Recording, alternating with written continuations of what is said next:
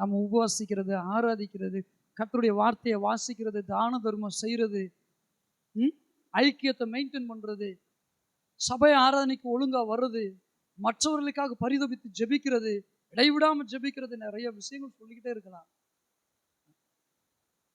But நம்ம இயேசுவை மறக்காம இருக்கணும், மறுதளிக்காம இருக்கணும்னா அதுக்கு நேர ஆப்போசிட்டா நம்ம மறக்கணும், நம்மளை நம்ம மறுதளிக்கணும்.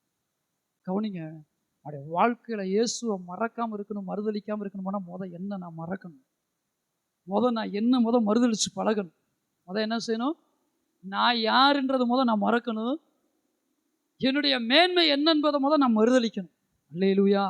இன்றைக்கு அநேக ஜனங்கள் இயேசு கிறிஸ்துவத்தில் வர்றாங்க, இயேசுவை சொந்த ரட்சகரை ஏற்றுக்கொள்றாங்க, ஆனால் தங்களை மறக்கிறது கிடையாது.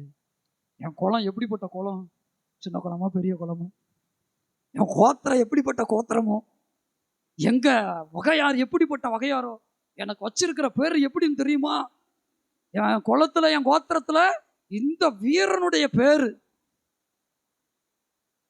நான் என்னுடைய படிப்பு எப்படி படிச்சிருக்கேன்னு தெரியுமா, என்னுடைய கல்வி ஞானம் எப்படிப்பட்டதுன்னு தெரியுமா. முதல்ல உங்களை மறக்கணும், ரெண்டாவது உங்களை மறுதளிக்கணும்.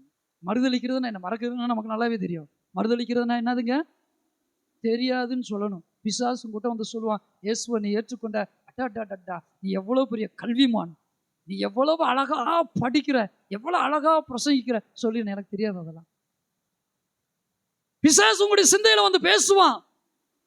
நீ எவ்வளவு பெரிய ஆளு, நீ போனேன்னா உன் பின்னாடி எவ்வளவு பெரிய கூட்டம் வரும், சினிமாவுக்கு போனேன்னா சினிமாவில் உன்னை நான் பெரிய ஹீரோ ஆக்குற அளவுக்கு உனக்கு ஃபேமை கொடுத்துருக்கிறேன், புகழ்கள் கொடுத்துருக்கிறேன், நடிப்பு திறமையை கொடுத்துருக்கிறேன், நீ இந்த படிப்பு படிச்சுக்கிட்டு இருக்க, இன்னும் இதை படிச்சுன்னா உன்னை எவ்வளோ பெரிய ஆளாக்குவேன், நீ என்ன செஞ்சுக்கிட்டு இருக்கிற, இயேசுவை ஏற்றுக்கொண்ட நல்லது, முதல்ல நீ சிந்தி, நீ யாருன்றதை சிந்தி. உலகத்தில் சொல்லுவாங்களே, மோட்டிவேட் பண்ணுகிற ஆட்கள் சொல்லுவாங்களே, மோட்டிவேஷனல் ஸ்பிரிச்சர் சொல்லுவாங்க இல்லையா, ஸ்பீக்கர் சொல்லுவாங்க இல்லையா, எப்படி சொல்லுவாங்க, நீ யார் என்பதை உணர்ந்து கொள். நோ, நீ யார் என்பதை முதலாவது மறந்து விடு.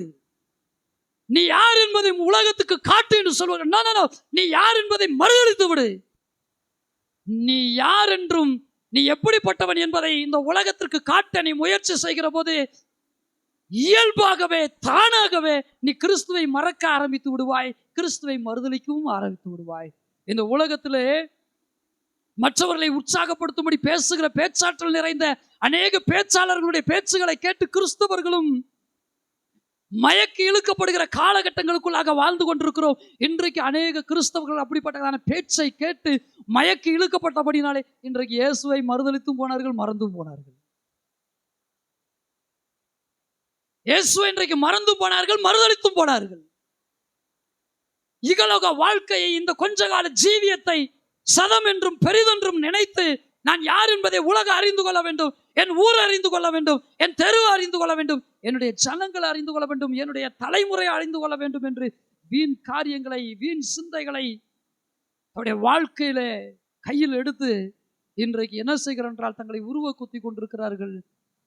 நரக பாதாள ஆயுதங்களினாலே தங்களை உருவ குத்தி கொண்டு நித்திய ஜீவன்களுக்கு தங்களை அபாத்திரராக மாற்றிக் கொண்டிருக்கிறார்கள். நீங்கள் கிறிஸ்துவை மறக்காமல், கிறிஸ்துவை மறுதளிக்காமல் இருக்க வேண்டும் என்றால் நிச்சயமாக, கண்டிப்பாக நீங்கள் உங்களை மறந்தாக வேண்டும், உங்களை மறுதளித்தாக வேண்டும்.